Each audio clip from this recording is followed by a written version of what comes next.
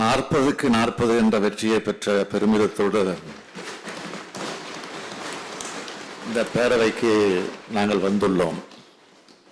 நடைபெற்றது நாடாளுமன்ற தேர்தலாக இருந்தாலும் எதிர்க்கட்சிகள் என்னை குறிவைத்தும் இந்த திராவிட மாடல் அரசை விமர்சித்தும் தான் தேர்தல் களத்தில் அதிகம் பேசினார்கள். திராவிட மாடல் ஆட்சியின் செல்வாக்கை குறைத்து காட்ட அவர்கள் செய்த உண்மைக்கு புறம்பான பிரச்சாரங்களை மக்கள் முறியடித்து செய்கூலி சேதாரம் இல்லாமல் முழுமையான வெற்றியை வழங்கினார்கள்.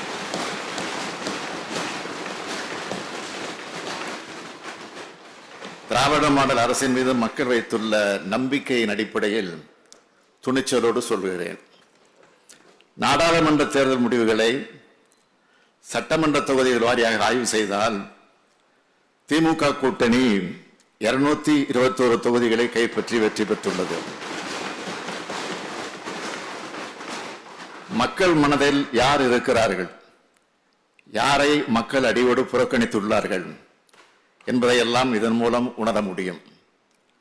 அதனால்தான் மக்களால் ஒதுக்கப்பட்டவர்கள் நமது முகத்தை நேருக்கு நேராக பார்க்க முடியாமல் தினந்தோறும் இந்த அவைக்கு வந்து அவையின் மாண்புக்கும் குந்தகம் விளைவித்து சென்று விட்டார்கள்.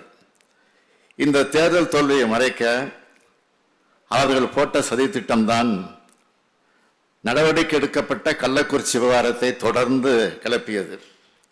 கள்ளக்குறிச்சி சம்பவத்துக்கான உண்மையான காரணத்தை அறிய உயர்நீதிமன்ற ஓய்வு பெற்ற நீதியரசர் கோகுல்தாஸ் அவர்கள் தலைமையில் ஆணையம் அமைத்தேன். சிபிசிஐடி விசாரிக்க உத்தரவிட்டேன். அமைச்சர்கள், உள்துறை செயலாளர், டிஜிபி ஆகியோரை உடனடியாக சம்பவ இடத்திற்கு அனுப்பி வைத்தேன்.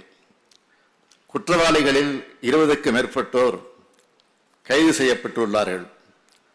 கள்ளச்சாராயம், விஷச்சாராயம் ஒழிப்பு மற்றும் குற்றவாளிகள் கைது நடவடிக்கைகள் தீவிரமாக தொடர்கிறது. இறந்தோர் மற்றும் பாதிக்கப்பட்டோர் குடும்பங்களுக்கு இழப்பீடு வழங்கப்பட்டுள்ளது. பெற்றோரை இழந்த பிள்ளைகளின் கல்வி வாழ்க்கை பொறுப்பை அரசு ஏற்றுக்கொண்டிருக்கிறது. சம்பந்தப்பட்ட அதிகாரிகள் மீது பணியிட நீக்கம் உள்ளிட்ட நடவடிக்கைகள் எடுக்கப்பட்டுள்ளன. இப்படிப்பட்ட நடவடிக்கைகளை 24 மணி நேரத்தில் எடுத்துள்ளோம். இதன் பிறகும் நடவடிக்கை சரியில்லை என்று சொல்வது அவர்கள் நடத்தும் திசை திருப்பல் நாடகம். முக்கிய எதிர்க்கட்சியான அதிமுக இந்த கூட்டத்தொடரில் எடுத்த தவறான நிலைப்பாடு எனக்கு வருத்தம் அளிப்பதாகவே இருக்கிறது. ஆக்கப்பூர்வமான விவாதங்களுக்கு பதில் சொல்வதற்கு நாங்கள் எப்பொழுதும் தயாராக இருக்கிறோம். அந்த பதிலை கேட்பதற்குத்தான் அதிமுக தயாராக இல்லை. ஒருபுறம் தேர்தல் தோல்வி, மறுபுறம் சொந்த கட்சி நெருக்கடி என ரெண்டுக்கும் இடையே சிக்கிக் கொண்டு அதிலிருந்து தப்பிப்பதற்காக அவை நடவடிக்கைகளுக்கு குந்தகம் ஏற்படுத்தியது அதிமுக.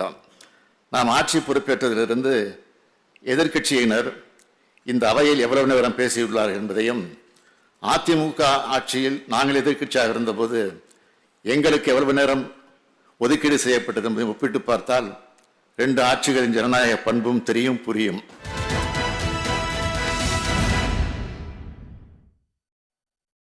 வணக்கம், இது கேள்விக்களம். இன்று தமிழ்நாடு சட்டப்பேரவையின் கூட்டத்தொடரின் கடைசி நாள். கள்ளச்சாராய சட்ட திருத்த மசோதாவுக்கு பதிலுரை வழங்கிய முதலமைச்சர் மு.க.ஸ்டாலின் ஆற்றிய உரையை தான் நாம் பார்த்தோம். தேர்தல் தோல்வியை மறைக்க அதிமுக போட்ட சதி திட்டம்தான் நடவடிக்கை எடுக்கப்பட்ட கள்ளக்குறிச்சி விவாதத்தை தொடர்ந்து கிளப்பியது. ஆக்கப்பூர்வமான விவாதங்களுக்கு திமுக என்றும் தயாராகத்தான் இருக்கிறது. ஆனால் அந்த பதிலை கேட்கத்தான் அதிமுக தயாராக இல்லை என்று பேசியிருக்கிறார். ஒருபுறம் தேர்தலில் தோல்வியடைந்தது, மறுபுறம் உட்கட்சி நெருக்கடிகளை திசை திருப்ப பேரவையில் அதிமுக நாடகத்தை அரங்கேற்றி இருக்கிறது என்று முதலமைச்சர் பேசியிருக்கிறார். கள்ளக்குறிச்சி விஷச்சாராய விவகாரம் கொதிநிலையில் இருக்கிற இந்த சூழலில் முதலமைச்சர் மு.க.ஸ்டாலினின் குற்றச்சாட்டு நியாயமான ஆதங்கமா அல்லது அரசியலா என்ற புள்ளியில்தான் இன்றைய விவாதத்தை நாம் கட்டமைத்திருக்கிறோம். நம்முடைய இந்த அமர்வில் கொங்கு நாடு மக்கள் தேசிய கட்சியின் திரு ஈஸ்வரன் நம்முடைய இணைகிறார். உங்களை நிகழ்ச்சிக்கு வரவேற்கிறோம். அடுத்ததாக திமுகவை சேர்ந்த VP கலைராஜன் இன்னும் சற்று நேரத்தில் நம்முடைய இணையிருக்கிறார். மார்க்சிஸ்ட் கம்யூனிஸ்ட் கட்சியின் திரு கனகராஜ் நம்முடைய இணைகிறார். உங்களையும் நிகழ்ச்சிக்கு வரவேற்கிறேன். அடுத்ததாக அரசியல் விமர்சகர் திரு கலை இணைகிறார். அதேபோல பாஜகவை சேர்ந்த புரட்சி கவிதாசன் இணைகிறார். உங்களையும் நிகழ்ச்சிக்கு வரவேற்கிறேன். திரு கனகராஜ், உங்களிடமிருந்தே நிகழ்ச்சியை தொடங்கலாம் அப்படின்னு இருக்கிறேன். பிரதான எதிர்க்கட்சியாக செயல்பட வேண்டிய அதிமுக ஆக்கப்பூர்வமான ஒரு விவாதம் நடத்தாம வீண் விளம்பரத்தை தேடுறதுலேயே ஒரு முனைப்பு காட்டிட்டு வருது அப்படின்னு முதலமைச்சர் பேசுறாரு.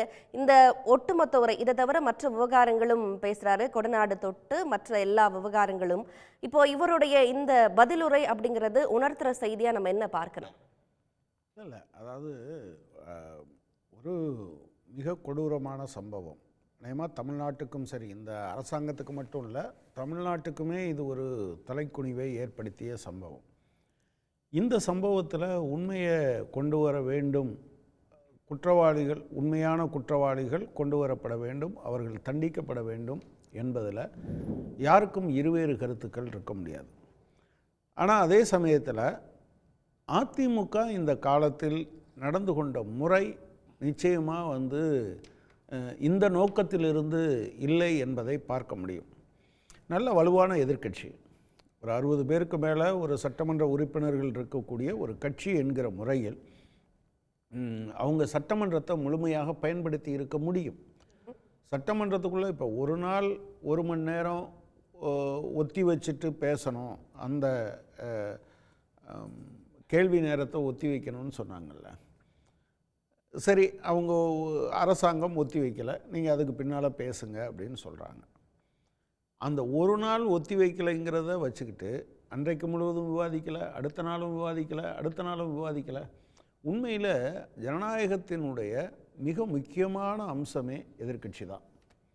அப்போ எதிர்க்கட்சி 1 மணி நேரத்தில், இந்த மணி நேரத்தில் என்னை விவாதிக்க விடவில்லை என்பதற்காக ஒட்டுமொத்த இந்த பிரச்சனையே விவாதிக்காமல் போனது மிக பெரிய அது இழப்பு அந்த கட்சிக்கு.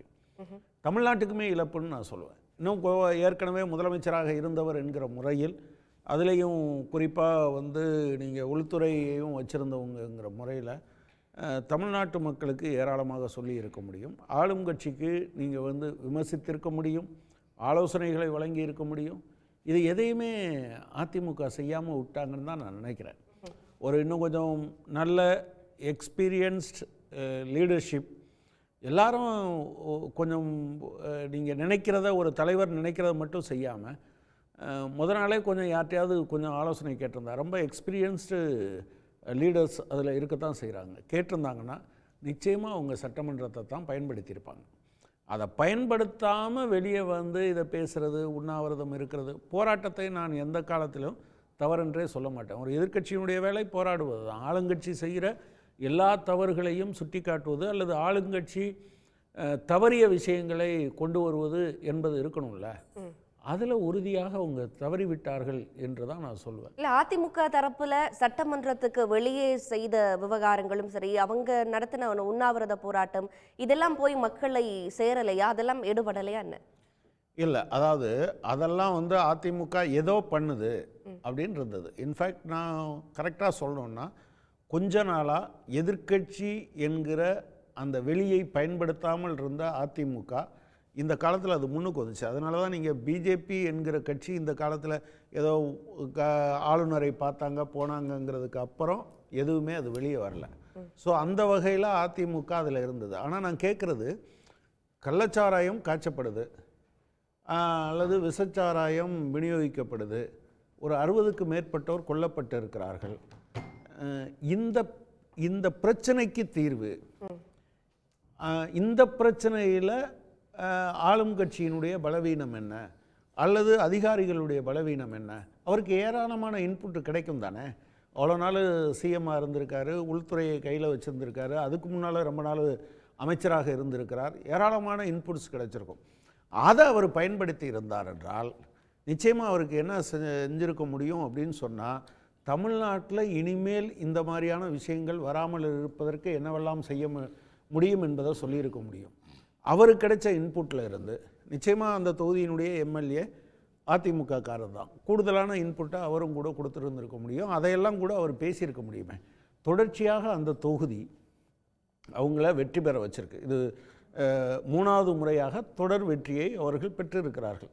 அப்படிங்கையில் அந்த மக்கள் வச்சிருக்கக்கூடிய அந்த நம்பிக்கை இருக்கு இல்லையா, அந்த நம்பிக்கையின் அடிப்படையில் கூடுதலாக பங்களிப்பை செய்திருக்க வேண்டிய பொறுப்பு அவருக்கு இருக்கா இல்லையா? அது ஏன் இல்லாமல் போச்சு அப்படிங்கிறத நீங்கள் கேட்டிங்கன்னா, இன்ஃபேக்ட் அந்த எம்எல்ஏவே அதில் பங்கேற்று இருக்க முடியும் இல்லையா? அந்த கள்ளக்குறிச்சி எம்எல்ஏ ரொம்ப பவர்ஃபுல்லாக என்ன ப்ராப்ளம்லாம் இருந்தது அப்படின்னு ஏன் அவர் பேசலை? திரு எடப்பாடி பழனிசாமி அவர்கள் பேசிக்கொண்டே இருந்தார்.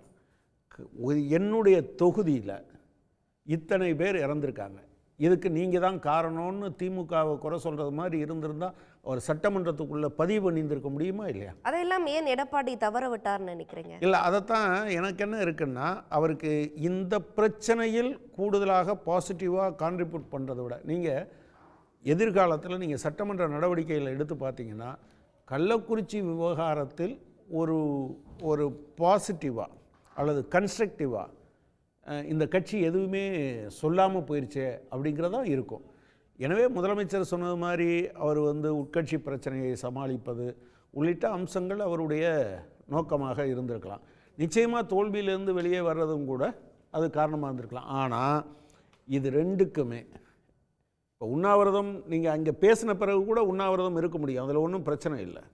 இப்போ உண்ணாவிரதம் இருந்தாங்க இல்லையா, அதை நான் தப்புலாம் சொல்ல மாட்டேன், கட்டாயமாக ஒரு எதிர்க்கட்சியினுடைய வேலை தான்.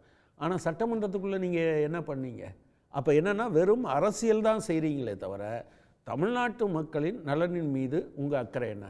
அந்த தொகுதி எம்எல்ஏ இருக்கார்ல, அவர் எங்கேயாவது பேசியிருக்காரா? இல்லை, நான் கேட்கல, இல்லை, எனக்கு தெரிஞ்சு இல்லை. ஏன்?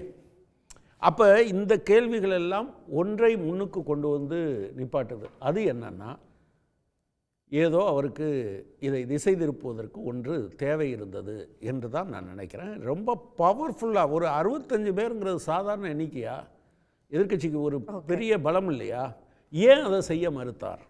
ஓகே, நம்ம கேட்கலாம். திரு கலை, எடப்பாடியின் ஸ்ட்ராட்டஜி எடுபடலை, அதே நேரத்தில் எடப்பாடியும் அதிமுகவும் நடந்து கொண்ட விதம் அப்படிங்கிறது சரியில்லை அப்படின்னு திரு கனகராஜ் சொல்றாரு. அதே நேரத்தில் சட்டமன்றத்தை ரொம்ப எஃபெக்டிவாக அதிமுக பயன்படுத்தலை. அது அவங்களுக்கு மட்டும் இழப்பு கிடையாது, ஒட்டுமொத்த தமிழ்நாட்டுக்கும் இழப்பு. இந்த கள்ளக்குறிச்சி விஷச்சாராய விவகாரத்தை அவ்வளோ ஆக்கப்பூர்வமாக விவாதிக்க முடியலை, அந்த இடத்துல எடப்பாடி தவறு விட்டுட்டார் அப்படிங்கிறாரு. எங்க சட்டமன்றத்தில் ஒத்திவைப்பு தீர்மானம் வைக்கிறாங்க, விதி எண் 56 கீழ். அப்போ அவங்க அந்த கேள்வி நேரத்துக்கு முன்பு அதை அவை நடவடிக்கைகளை ஒத்தி வைத்து விட்டு அதை அனுமதிச்சிருக்கணும். அவ்வளோ முக்கியமான பிரச்சனை. இங்கே இந்தியா கூட்டணிக்காரங்க ஒரு ஸ்டாண்ட் எடுக்கிறாங்க, ஆனால் டெல்லியில் என்ன ஸ்டாண்ட் எடுக்கிறாங்க? பார்லிமெண்ட்டில் இது குடியரசுத் தலைவர் அறிக்கை வந்தாச்சு, உரை வந்தாச்சு, அதன் மீது விவாதம். அந்த விவாதம் முடிஞ்ச பிறகு நான் உங்களை அனுமதிக்கிறோம் நீட்டை பற்றி பேசுகிறதுக்கு, நீட் முறைகேடை பற்றி பேசுகிறதுக்குன்னு சபாநாயகர் திரும்ப திரும்ப அவைத்தலைவர் சொல்கிறாரு. சரி, நீங்கள் சொல்கிறது புரியுது. ஆனால் கடந்த 10 ஆண்டுகளில் எடுத்து பார்த்தோம்னா தமிழ்நாடு சட்டப்பேரவை மரபில் இப்படி ஒன்று இருக்கா என்ன? கேள்வி நேரம் முடியறதுக்கு 1 மணி நேரம் ஆக முடியுமா? அந்த 1 மணி நேரம் அதிமுகனால பொறுத்து இருக்க முடியாது. அந்த மரபு இல்லை இங்கே. மரபு இல்லைங்கிற வேற விஷயம், அதுக்கான விதியும் இருக்குது, அனுமதிப்பதற்கான விதியும் இருக்குது. சபாநாயகர் நினைத்தா அனுமதித்திருக்கலாம், அனுமதிக்கலை. அதுக்கு பிரசிடென்ட் இருக்குங்கிறேன் நான். 1968 அண்ணா முதல்வராக இருந்தப்ப அங்கே கீழவெண்மணியில் தலித் மக்கள் 42 பேர் கொலை செய்யப்பட்டாங்க, எரிக்கப்பட்டாங்க. அந்த செய்தி மறுநாள் எல்லாவற்றையும் தூக்கி எறிந்து விட்டு அண்ணா அந்த பிரச்சனையை முன்னெடுத்து சபையில் அவரே அழுதார். அந்த அளவுக்கு அந்த பிரச்சனைக்கு முக்கியத்துவம் கொடுக்கப்பட்டது. அது மாதிரி பிரசிடென்ட் இல்லைன்னு சொல்ல முடியாது, there is a precedence. அதனால நான் கேட்கறது என்னன்னா, இந்த விவாதத்தை நாங்க நடத்தவே மாட்டோம், இல்லாட்டி அதை முற்றிலுமாக நிராகரிக்கிறாங்க அப்படின்னு ஆளும் தரப்பு சொன்னா பரவாயில்ல. அவங்க அதை சொல்லல. இந்த மரபுப்படி இந்த கேள்வி நேரத்தை முடிச்சுட்டு அவங்க வெளியேற்றிய பிறகு அந்த மரபு எப்படி மீறப்பட்டது? முதல்வர் எப்படி அறிக்கை கொடுக்கிறாரு அந்த கள்ளக்குறிச்சி விஷயத்தை பற்றி? கேள்வி நேரம் ஆரம்பிப்பதற்கு முன்பே அவர் கொடுக்குறாரு. அப்போ அவருக்கு வேற விதியா? நீங்க அவையே ஒத்தி வைக்கணும் தானே சொல்றீங்க? இல்லை, அவை இவங்க கேட்டப்போ அனுமதிக்கலை, வெளியேற்றப்படுகிறார்கள். ஆனால் இவங்க வெளியேறிய பிறகு முதல்வர் வந்து அந்த கள்ளக்குறிச்சி விஷயத்தை பற்றி ஒரு அறிக்கை கொடுக்குறாரு. அப்போ கேள்வி நேரம் ஆரம்பிக்கலை, தள்ளி வச்சுட்டு தான் அவர் கொடுக்குறாரு. அதுவே வந்து they are very much ready for the discussion அப்படிங்கிறது தானே சொல்லுது. இல்லையே, அவர் நீங்கள் வந்து உங்களுக்கு எப்படி அந்த பெர்மிஷன் கொடுத்தாரு சபாநாயகர்? எதிர்கட்சிக்கு கொடுக்கல. கேள்வி நேரம் முடிஞ்ச பிறகு அப்போ வரும் முதல்வரும் கேள்வி நேரம் முடிஞ்ச பிறகு தான் அதை வச்சுருக்கணும். இவங்களை ஒரு நாள் பூரா சஸ்பெண்ட் பண்ணிட்டாங்க, வெளியே அனுப்பிச்சு. அவங்க இங்கே வராமல் இருக்கிறாங்கங்கிறதுக்காக முதல்வர் வருத்தப்படுறாரு. இப்போயும் 10 நாள் 9 நாள் அந்த அவை நடவடிக்கைகள் முழுக்க சஸ்பெண்ட் பண்ணியாச்சு. அவங்கள சஸ்பெண்ட் பண்ண பிறகு அவங்க இங்கே இருந்தால் நான் இல்லைங்கிறதுக்காக நான் வருத்தப்படுறேன்னு சொல்கிறாரு. அப்போ நீங்கள் நாடாளுமன்றத்தில் என்ன செய்றீங்க?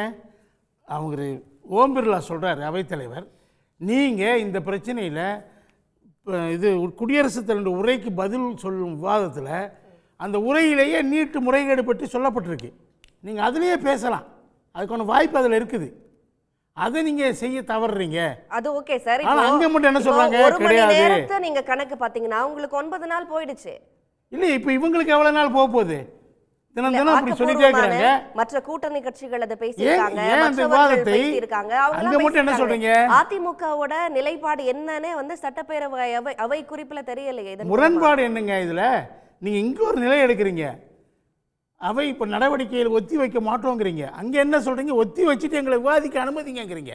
அதுக்காக சபையை முடக்குறீங்க, ஒரு நாள் முழுக்க முடக்குறீங்க, திரும்ப திரும்ப நீங்க முடக்கிட்டே இருக்கிறீங்க. அப்போ உங்களோட நோக்கம் என்ன? விளம்பரம் தானே? விளம்பரம் தேட நோக்கம் தானே அந்த இந்தியா கூட்டணிக்கு. அதாவது பிரச்சனை என்னன்னா, நான் பேசிடுறேன், பிறகு உங்கள் டேர்ன் வரும்போது பேசுங்க. அப்படின்னா அதுதான் நான் சொல்கிறேன்.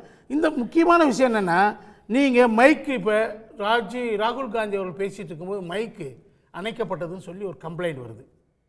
அது ஓம் பிர்லா சொல்கிறாரு, என் கையில் அந்த சாதனமே இல்லை, அதுக்கான வசதியே என்கிட்ட இல்லை, அணைக்க நான் முடியவே முடியாது நினச்சாலும் அப்படின்னு சொல்கிறாரு. அது ஏதோ ஆட்டோமேட்டிக் ஃபெயிலியருங்கிறாரு. ஆனால் இப்படி சொல்கிறப்ப கரெக்டாக ஆஃப் ஆகுமா மைக்கு? ஆமாம், அப்படி ஆகுது. அது வேறு விஷயம், அது என்ன உள்ளுக்குள்ளே இருக்கா தெரியாது. ஆனால் அது ஒரு பெரிய புகாராக நீங்கள் சொல்கிறீங்க, எங்கள் மைக்கு அணைஞ்சு போச்சு. ஆனால் இங்கே எதிர்க்கட்சி தலைவர் பேசும்போது அதை நீங்கள் ஒளிபரப்புறதில்லை. அதை நீங்கள் ஒளிபரப்புறதே இல்லை. சட்டமன்ற நடவடிக்கைகளை பற்றி வரும்போது எதிர்க்கட்சி பேசுகிறத, தலைவர் பேசுகிறத நீங்கள் ஒளிபரப்புறதில்லை. இங்கே ஒரு நிலை எடுக்கிறீங்க, இங்கே ஒரு நிலை எடுக்கிறீங்க, டெல்லியில் போனால் வேற ஒரு நிலை எடுக்கிறீங்க. அது வந்து அதே நிலையை அதிமுக இங்கே எடுத்தால் நீங்கள் அதை வருத்தப்படுறீங்க. இப்போ உதாரணமாக நீங்கள் என்ன சொல்கிறீங்க? ஏன் வந்து பிரதமர் வந்து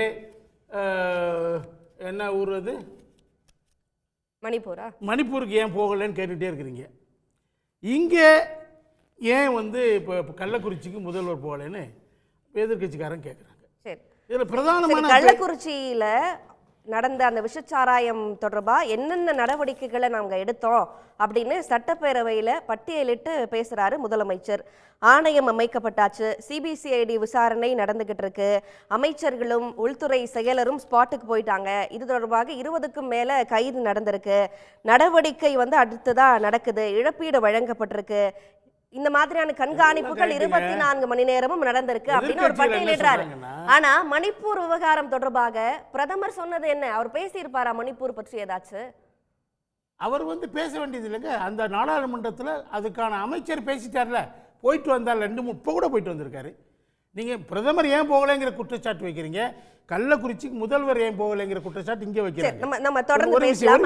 அதற்கு முன்னாடி நான் கனகராஜோட குறுக்கீட்டை நான் கேட்டுட்டு வந்தேன். இல்லை ஒரே ஒரு விஷயம் தான் அதில் என்னன்னா, ஓம் பிர்லா எமர்ஜென்சி சம்மந்தமாக போன வருஷம் பேசினாரா, அதுக்கு முந்தின வருஷம் பேசினாரா? சார் மாதிரி ஒரு சீனியர் என்ன பண்ணுறாரு அப்படின்னு சொன்னால் அவர் மரபை மீறுகிறார், அவங்க அப்ஜெக்ட் பண்ணுறாங்க. ஸோ அப்போ நீங்கள் மரபை மீறுறீங்களா இந்த விஷயத்தை, இது அவசரமாக ஏன் டிஸ்கஸ் பண்ணக்கூடாதுன்னு கேட்குறோம். சாருக்கு எல்லாம் தெரிஞ்ச சாருக்கு என்ன தெரிய மாட்டேங்குது. கான்ஸ்டிடியூஷன் புக்லெட்டை நீங்கள் போன வருஷம் எடுத்துகிட்டு போனாங்களா இந்தியா கூட்டணிக்காரங்க? அப்போ எடுத்துகிட்டு போனாங்களா? ஒரே ஒரு நிமிஷம். கான்ஸ்டிடியூஷனை பாதுகாப்போம்னு சொல்லிட்டு கான்ஸ்டிடியூஷன் புக்லெட்டை எடுத்துகிட்டு போகிறாங்க. அப்போ அதுக்கு பதில் சொல்கிறாரு அவர். நீங்கள் அதுக்கு எதிர்வினை தான் அது வருது. அதுவும் குறிப்பாக என்ன வருதுன்னா, 40 எமர்ஜென்சி நீங்கள் இன்ட்ரோடியூஸ் பண்ணி, காங்கிரஸ் ஆட்சியில் இன்ட்ரோடியூஸ் பண்ணி 48வது ஆண்டு விழா வருது, அன்னைக்கு வருது, அதனால அது குறிப்பிடுறாரு. 48வது ஆண்டு விழா, 47வது ஆண்டு விழா, 46வது, 45 எல்லாம் இவங்களுக்கு தோணலையா? இந்த புள்ளியில தான் ஏங்க நீங்க புக்லெட் ஒரு எடுத்து ஒரு வரீங்க. நிமிஷம் இந்த புள்ளியில எல்லாரும் தான் அந்த புக்லெட் எடுத்து வரீங்க. இந்த அவர் முடிச்சிட்டு ஒரு அவர் நிமிஷம். முடிச்சிட்டோம். இந்த புள்ளியில தான் பாஜகவும் அதிமுகவும் ஒருங்கிணைக்கிறாங்க. மணிப்பூர் சம்பந்தமாக அது நடந்து முடிகிற வரை அந்த கூட்டணியிலேருந்து வெளியே வர்ற வரைக்கும் திரு எடப்பாடி பழனிசாமி அவர்கள் ஒரு வார்த்தை கூட பேசினதில்லை, ட்வீட் கூட போட்டதில்லை. ஆமா சொல்கிறேன் அதான் இல்லை இல்லை நான் குஜராத் நான் திரும்ப வரேன், கலவரத்தை முடிச்சிட்டோம். திமுக எப்படி பேசாம இல்ல தவறு நான் சொல்றேன். அதிமுக பேசாம இருந்த தவறு சொல்றேன். அதே மாதிரி நீங்க திமுக பேசாம இருந்த தவறுன்னு ஒத்துக்கிறீங்க. அதாவது இதுல என்னன்னா சார் முதல்ல லேசா குறுக்கிட ஆரம்பிச்சேன், உங்க டயத்தில் பேசுங்கன்னாரு. நான் அதுவரை பொறுத்து இருந்து கேட்டேன். ஆனா வார்த்தைக்கு வார்த்தை பதில் சொல்றாரு. நீங்க என் தலையில தான் பேசிட்டு இருக்கீங்க. இல்ல அவர்ட்ட நான் போனேன் குறுக்கிடுன்னு சொல்லி வந்தேன். அப்படியா? அவங்க சொன்ன பிறகு தான் நான் பேசுறேன். ஒன்று, மணிப்பூர்ல இறந்து போனவங்களுக்கு ஏதாவது காம்பன்சேஷன் கொடுத்துருக்காங்களா? 227 ஒரு கொலைகள் ஒரு வருஷமா நடந்துகிட்டு இருக்கு. 200 கிராமங்கள் அடியோடு அழைக்கப்பட்டிருக்கு. இன்னைக்கு வர 70,000 பேர் வெளியில் இருக்காங்க. நான் என்ன கேட்குறேன், அது அகதிகளாக இருக்காங்க சொந்த மாநிலத்தில். அந்த மாநிலத்தின் தலைநகரத்தில் குக்கி இனத்தைச் சேர்ந்த ஒருவர் கூட இல்லாமல் கடைசியாக இருந்த 5 குடும்பத்தையும் அந்த ஊர்லேருந்து நாங்கள் சேஃபாக வெளியேற்றிட்டோம்னு சொல்கிறாங்க. நான் என்ன கேட்குறேன்னா, இது ரெண்டையும் ஒப்பிடுகிற போது ஒன்று இதில் நடவடிக்கையெல்லாம் எடுத்திருக்கு. இப்போ நீங்கள் இதுவரை அங்கே எடுத்த நடவடிக்கை என்னன்னு சாரை சொல்லுங்கள் பார்க்கலாம். அந்த பத்திரிகையில் கூட எழுத விடலை. இங்கே நம்ம எல்லாரும் பேச முடியுது. நாடாளுமன்றத்தில் அந்த கேள்விக்கு கூட பதில் இருக்கல. அதனால தான் வேறு வழி இல்லாமல் என்ன முடிவுக்கு வந்தாங்கன்னா, நீங்கள் நம்பிக்கையில்லா தீர்மானம் கொண்டு வந்து அதன் அடிப்படையில் தான் பதில் சொல்ல வச்சாங்க. ஸோ ரெண்டையும் ஒன்றா சொல்லக்கூடாது. அது நாடாளுமன்றத்துக்குள்ளே கான்ஸ்டியூஷன் புக்கு கொண்டு போனது தப்பான். நீங்கள் ஓம் பிர்லா உடனடியாக அதை வாசிச்சிட முடியுமா அவர்னால்? ஏன் அவர் இவ்வளவு ப்ரிப்பேர்டாக உட்கார்ந்தார் பேசினார் என்பதெல்லாம் தெரியும். இந்த புள்ளியில் தான் நீங்கள் தமிழ்நாட்டில் கூட நான் சொன்னேன், பிஜேபியை விட இவங்க இந்த தடவை கொஞ்சம் கூடுதலாக எடுத்தாங்கன்னு. ஆனால் பார்த்தீங்கன்னா ஒன்று தெரியும், அண்ணாமலை போய் பெட்டிஷன் கொடுத்தோடனே அடுத்து இவர் ஃபாலோ பண்ணார். அவர் அங்கே எழுதினார், இங்கே எழுதினார், இவரும் இதை கொண்டு போய் இங்கே கொடுத்தார். ஸோ இந்த புள்ளி ஒரு சிக்கலான புள்ளி என்பதை திரும்ப திரும்ப நான் சொல்ல விரும்புகிறேன். நீங்கள் இண்டிபெண்ட்டாக இல்லாமல் நீங்கள் பாஜகவை சார்ந்து நீங்கள் செயல்படுகிற வரை இது ஒரு பிரச்சனையாக இருக்கும். அதுதான் உங்களுக்கு மறைக்கிறதுக்கு இருக்குன்னு நான் சொல்கிறேன். ஓகே, எங்கள் பாஜக முதல்வர் அவர் ரிசைன் பண்ணணுங்கிற கோரிக்கை வைக்கலை. சம்மந்தப்பட்ட துறை அமைச்சர் தான் அவர் பதவி விலகணும்னு கோரிக்கை வைக்கிறாங்க. ஆனால் அதிமுக முதல்வர் பதவி விலகணும்னு கோரிக்கை வைக்கிறாங்க. இது ரெண்டு பேருக்கு இடையில ரொம்ப வித்தியாசங்கள் இருக்குது. மணிப்பூர் விஷயத்துல பிரதமர் உங்களுக்கு பாஜக அண்டர்ஸ்டாண்டிங், விவகாரத்துல மட்டும் திமுக பாஜக அண்டர்ஸ்டாண்டிங் கேட்க வேண்டியதுல சொல்றீங்க. நீங்க தொடர்ந்து பேசுறதுக்கு முன்னாடி திரு ஈஸ்வரன் அவர்களுடைய காங்கிரஸ் கேட்டுட்டு வந்துறேன் ப்ளீஸ். சிபிஎம்முக்கும் கேரளாவுல நம்ம பேசலாம், பாஜகவுக்கும் கள்ள உறவுக்கும் சொல்லுது. அதுக்கு என்ன சொல்வார் நான் திரு கொங்கு ஈஸ்வரன்? சட்டமன்றத்துல ஒரு நிலைப்பாடு, நாடாளுமன்றத்துல ஒரு நிலைப்பாடு, திமுக சரியாக செயல்படலை அப்படின்னு குற்றம் சாட்டுறாரு திரு கலை. உங்களுடைய பார்வை என்ன இன்னைக்கு முதலமைச்சரோட உரை தொடர்பாக? எங்களுக்கும் வாய்ப்பு கொடுக்குமா, நாங்களும் கொஞ்சம் பேசிக்கிறோம். அதாவது உங்களை தான் சார் கேள்வி கேட்டேன் நான். சட்டமன்றத்தில் பிரதான எதிர்க்கட்சியாக இருக்கிற அதிமுக கள்ளக்குறிச்சி விவகாரத்தை பற்றி மிக அருமையாக எடுத்து சொல்லி பதிவு செய்கின்ற அந்த வாய்ப்பை இழந்திருக்கிறார்கள். ஏன்னா கள்ளக்குறிச்சி சம்பவம் என்பது ஒரு சாதாரண சம்பவம் அல்ல. இவ்வளவு பெரிய இழப்பை நாம் சந்தித்திருக்கின்றோம். அது சட்டமன்றத்திலே பேசக்கூடிய அந்த வாய்ப்பை தொடர்ந்து அவர்கள் மறுத்திருக்கிறார்கள். இழந்திருக்கிறார்கள் என்பதை விட அவர்கள் மறுத்திருக்கிறார்கள் என்பதுதான் உண்மை. அதாவது ஒரு நாள் வெயிட் பண்ணுறவங்க, 2 நாள் வெயிட் பண்ணுறவங்க சட்டமன்றத்துக்கு நாங்கள் கேள்வி நேரம் முடிகிற வரைக்கும் 1 மணி நேரம் முடிஞ்ச உடனே பேச விடுறேன்னு சபாநாயகர் சொல்கிறார். அது இருந்து அதை பதிவு பண்ணியிருக்கலாம். அதை பதிவு பண்ணாமல் விட்டதுங்கிறது கண்டிப்பாக ஜனநாயகத்தில், தமிழக சட்டமன்றத்தில் ஒரு பிரதான எதிர்க்கட்சியாக அவர்கள் அதை ஒரு பெரிய தவறை செய்திருக்கிறார்கள். இன்னும் கூட சொன்னாங்க, அவங்களுக்கு ஒத்தி வச்சு பேசுகிறதுக்கு வாய்ப்பு கொடுக்கல, அப்புறம் எப்படி முதலமைச்சர் பேசினாரு அப்படின்னு கேள்வி கேட்டாங்க. அவங்க வெளியே போகிறாங்க, வெளியே போகலை, உள்ளே வந்து தர்ணா பண்ணுறாங்க. அப்புறம் வந்து காவல்துறை அதிகாரிகள் தான் வந்து அவங்கள வந்து அப்புறப்படுத்துகிறாங்க. அதற்கான விளக்கத்தை தான் முதலமைச்சர் கொடுத்தார். வாய்ப்பு கொடுக்கப்பட்டது, அவர்கள் அதை பேச எடுத்துக்கொள்ள மறுக்கிறார்கள். இப்படியெல்லாம் அதாவது சபாநாயகரும் முதலமைச்சரும் அதற்கான விளக்கத்தை தான் கொடுத்தார்கள். இவர்கள் வந்து இவங்களுக்கு வாய்ப்பு இல்லைன்னு சொன்ன உடனே, கேள்வி நேரம் முடிஞ்சோடனே நீங்கள் பேசலான்னு சொன்னோடனே உள்ளேயே உட்கார்ந்த பின்னாடி முதலமைச்சருக்கு வாய்ப்பு கொடுத்து முதலமைச்சர் பேசியிருந்தாருன்னா இப்போ நீங்கள் சொல்கிற குற்றச்சாட்டு சரி. இவங்க வெளியே அப்புறப்படுத்தப்பட்டிருக்கிறார்கள். ஏன் அப்புறப்படுத்தப்பட்டிருக்கிறார்கள் என்கிற அந்த விளக்கம் நாம் தந்துதான் ஆகணும். அதே மாதிரி பார்த்தீங்கன்னு சொன்னால் பல்வேறு நடவடிக்கைகளை முதலமைச்சர் அவர்கள் இந்த கள்ளக்குறிச்சி விவகாரத்திலே எடுத்திருக்கிறார். அதையெல்லாம் பட்டியலிட்டு இங்கே பேசியிருக்கின்றீர்கள். அப்படி அதற்கு பின்பும் இந்த சட்டம் போதாது, இதற்கு மேல் இப்படிப்பட்ட ஒரு நிகழ்வு நடக்கக்கூடாது, அப்போ நடந்தால் கடுமையான தண்டனை கொடுக்கப்படும் என்பதற்காக இன்றைக்கு சட்ட திருத்தத்தை கொண்டு வந்திருக்கிறார்கள். சட்ட திருத்தத்தின் மீது நாங்கள் எல்லோருமே இன்றைக்கு விவாதித்திருக்கிறோம், எங்களுடைய கருத்துக்களை எல்லாம் சொல்லி இருக்கிறோம். அதையும் அந்த கமிட்டியின் மூலமாக மறுபடியும் அதை திருத்தத்தை கொண்டு வரும்போது அதை சேர்த்து கொள்வோம் என்று சொல்லி இருக்கிறார்கள். நான் கூட பேசும்போது சொன்னேன், இது வந்து மக்கள் மத்தியிலே சம்பந்தப்பட்ட அந்த அதிகாரிக்கு தெரியாமல் இது நடந்திருக்க வாய்ப்பில்லை அப்படிங்கிற கருத்து ரொம்ப ஸ்ட்ராங்காக நிலவுது. அதுக்கு நம்ம அட்ரஸ் பண்ணி ஆகணும். ஒரு சட்ட திருத்தம் கொண்டு வரும்போது ஏன் கொண்டு வருகிறோம்? இதை போல ஒரு நிகழ்வு நடக்கக்கூடாது, அதற்கான அந்த நடவடிக்கைகளுக்காகத்தான். அப்போ அது சாதிக்க வேண்டும் என்று சொன்னால் சம்பந்தப்பட்ட அதிகாரிகளையும் நாம் வழக்கிலே சேர்த்த வேண்டும், அவர்களும் குற்றவாளிகளாக சேர்க்கப்பட வேண்டும். அதற்கான திருத்தமும் வேண்டும் என்று நாம் கேட்டிருக்கிறோம். ஆனால் திருத்தம் கொண்டு வந்தது சரிதான். ஆயுள் தண்டனை வரை கொடுக்கலாம், 10 லட்சம் வரை அபராதம் விதிக்கலாம், அதுவெல்லாம் அந்த குற்றத்தை செய்பவர்களுக்கு. ஆனால் அந்த பகுதிக்கு அதற்கான பொறுப்பாக இருக்கிற அதிகாரிகள், அவர்களுக்கும் அதில் பொறுப்பு இருக்கிறது. ஏன்னா ஒரு விவசாய களத்தில் யாராவது ஒரு வழிப்போக்கர்கள் யாராவது அந்த களத்தில் விழுந்து இறந்து விட்டால் அந்த நிலத்துக்கு சொந்தக்காரரான விவசாயி மீது குற்றம் சாட்டப்பட்டு வழக்கு தொடுக்கப்படுகிறது. ஒரு நிறுவனத்தில் ஒரு 1000 பேருக்கு வேலை கொடுப்பவர் ஒரு நிறுவனம் நடத்தினால் அந்த நிறுவனத்தில் உள்ள பெயிண்ட் அடிக்கிறவங்க ஏணியிலிருந்து தவறி விழுந்தால் கூட அந்த நிறுவனத்தினுடைய அந்த நிறுவனர் மீது அந்த நிறுவன தலைமை மீது வழக்கு போட்டு குற்றம் சுமத்தி அவர்களை எஃப்ஐஆரில் சேர்த்துக்கிறார்கள். அப்படி இருக்கும் பொழுது சம்பந்தப்பட்ட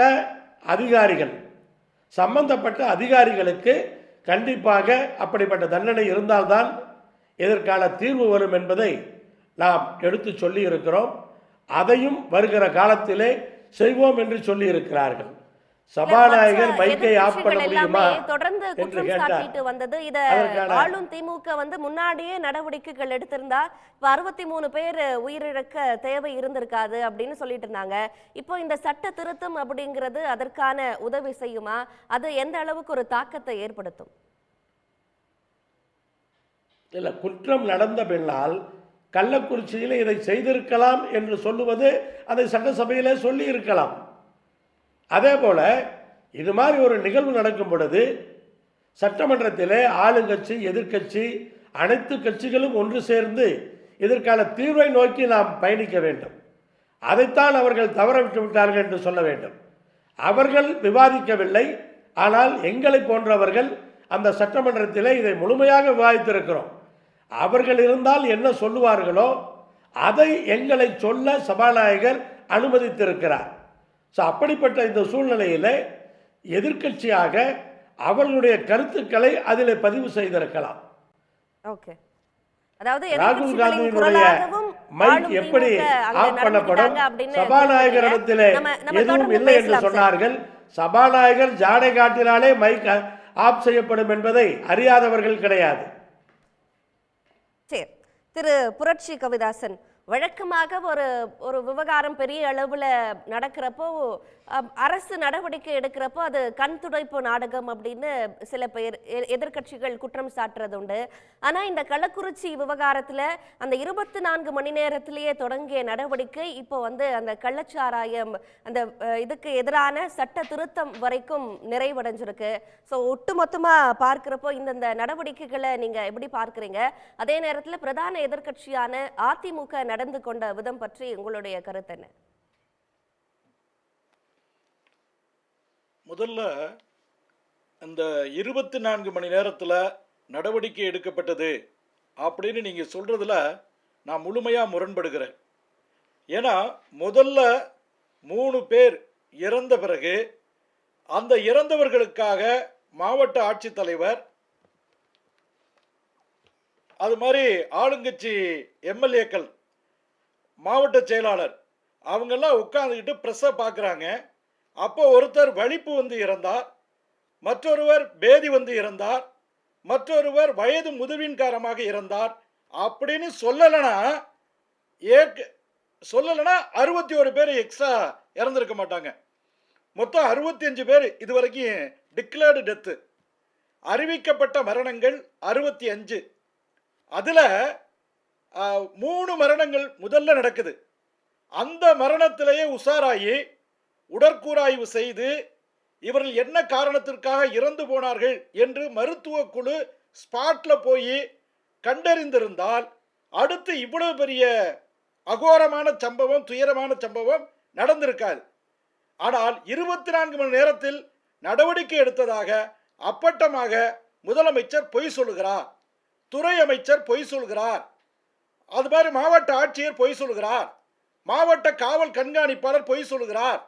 ஆகையினால தான் நாம முதலமைச்சர் பதவி விலகணும், அந்த துறையை சார்ந்த அமைச்சர் பதவி விலகணும் அப்படின்னு வலியுறுத்தி போராடுவதற்கு முதன்மையான காரணம் இதுதான். அதனால தயவு செய்து நீங்கள் ஒன்றை புரிந்து கொள்ள வேண்டும். அதாவது இந்திய அரசியல்வாதிகள் கேக்குதா? நீங்க தொடர்ந்து பேசுங்க. இந்திய அரசியல்வாதிகள் ஒரு பொதுவான வரையறைக்குள் வருவாங்க. எதிர்க்கட்சியாக இருந்தால் ஒரு குரல், ஆளுங்கட்சியாக இருந்தால் ஒரு குரல் அப்படின்னு 2 குரல்ல பேசுவது இந்திய அரசியல்வாதிகளின் யதார்த்தம். அண்ணா கனகராஜ் அவர்கள் மிக அருமையாக அதை ஒத்துக்கிட்டாரு. ஏன் அப்படின்னா மத்தியில் இந்தி கூட்டணி நாடாளுமன்றத்தில் ஒத்திவைப்பு தீர்மானம், நீட் ஒரு லீக்கேஜ், மாணவர்களுக்கு நஷ்டம் கஷ்டம் உருவாகிருக்கு லட்சக்கணக்கான மாணவர்களுக்கு. ஆனாலும் அந்த லீக்கேஜை அடைக்கணுங்கிற அடிப்படையில் அந்த நீட்டை சரி பண்ணணும், அதே மாதிரி என்டிஏயை சீர்திருத்தணும் அப்படிங்கிறதுக்காக வேண்டி நீங்கள் ஒத்திவைப்பு தீர்மானத்தை கொண்டு வர்றீங்க. அது அங்கே ஒத்திவைத்து விட்டு உரையாற்ற நாடாளுமன்ற நடவடிக்கைகள் தொடர வேண்டும் என்று டெல்லியில் ஃபார்முலா போடுறீங்க. ஆனால் அதே மாதிரியான 65 பேர் செத்து போனதற்கு பட்டியல் சமூகத்து உழைக்கும் மக்கள், அன்றாட கூலி தொழிலாளர்கள் போலீஸ் ஸ்டேஷனுக்கு 100 மீட்டருக்கு பக்கத்தில், அது மாதிரி நகரத்துடைய மையப்பகுதி கருணாபுரம்ங்கிறது ஹார்ட் ஆஃப் த சிட்டி, அந்த பல்வேறு குற்றச்சாட்டுகளை முன்வைக்கிறீங்க. நம்ம அதற்கான பதிலை கேட்போம். திரு விபி கலைராஜன், அடுத்தடுத்த குற்றச்சாட்டுகள் பதில். அவர் இல்ல நான் சொல்லி முதலமைச்சர் அவர்கள் பதவி விலக வேண்டும் என்று நீங்க உங்க பாயிண்ட் சொல்லிட்டீங்க சார். முதலமைச்சர் அவர்கள் பதவி விலக வேண்டும் என்று ஒரு அப்பட்டமான ஒரு குற்றச்சாட்டை அவர் வைக்கிறார். முதலமைச்சர் 24 மணி நேரத்தில் என்ன நடவடிக்கை எடுத்தார் என்று அவர் கேள்வி கேட்கிறார். இந்த உலகமே பார்த்து கொண்டிருக்கிறது, தமிழகம் முழுவதும் பார்த்து கொண்டிருக்கிறார்கள், இந்தியாவே பார்த்து கொண்டிருக்கிறது. 24 மணி நேரத்திலே மாவட்ட கலெக்டர் என்ன தவறு செய்தார் என்பதற்காகத்தான் 3 பேர் இறந்தபோது ஒரு சொன்ன தவறுக்காக அவர் நீக்கப்பட்டிருக்கிறார். அதே போல் எஸ்பி சஸ்பெண்ட் செய்யப்பட்டிருக்கிறார். எடுக்கப்பட்ட காவல்துறையினுடைய அதிகாரிகள் மகேஷ்குமார் அகர்வால், செந்தில்குமார் போன்ற உயர் அதிகாரிகள் போல அந்த பொறுப்பில் இருந்தவர்கள் எல்லாம் மாற்றப்பட்டிருக்கிறார்கள். நீங்கள் எல்லாவற்றையும் விவரமாக சொன்னீர்கள்.